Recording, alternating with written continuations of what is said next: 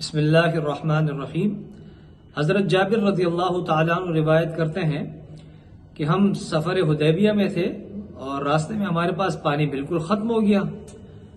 حضور علیہ الصلوۃ والسلام کے سامنے ایک چمڑے کا چھوٹا سا برتن تھا، اس میں پانی تھا۔ حضور علیہ الصلوۃ والسلام اس سے وضو فرما رہے تھے۔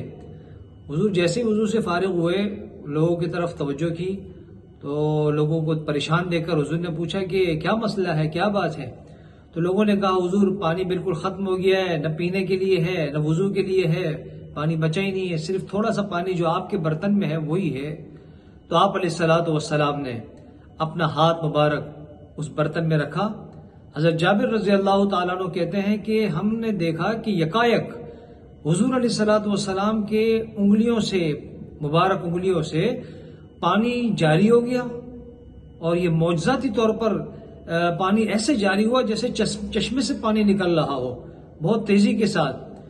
ہم سب نے پانی پیا بھی اور جمع بھی کیا، اپنے برتن بھی بھرے، ہمارے جانوروں نے بھی پیا۔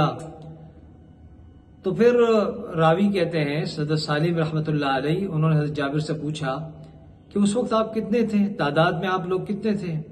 حضرت جابر رضی اللہ تعالیٰ عنہ کہتے ہیں کہ ہم تھے تو 1500، لیکن اگر 1,00,000 بھی ہوتے تو وہ پانی ہمیں پورا ہو جانا تھا۔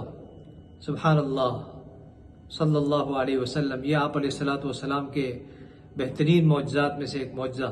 اور حدیبیہ کے سفر کے اندر ہی بہت سارے اور معجزات بھی پیش آئے ہیں۔ اس میں ایک معجزہ حضرت براء ابن عازب رضی اللہ تعالیٰ عنہ روایت کرتے ہیں کہ اسی سفر کے اندر ایک اور جگہ پر پانی ختم ہو گیا، ایک کنویں پر پہنچے تو اس کنویں میں تھوڑا سا پانی تھا، ہم نے سارا نکال دیا، اب کچھ بچا ہی نہیں تھا پانی، وضو بھی کرنا ہے، پینے کے لیے بھی کچھ نہیں ہے۔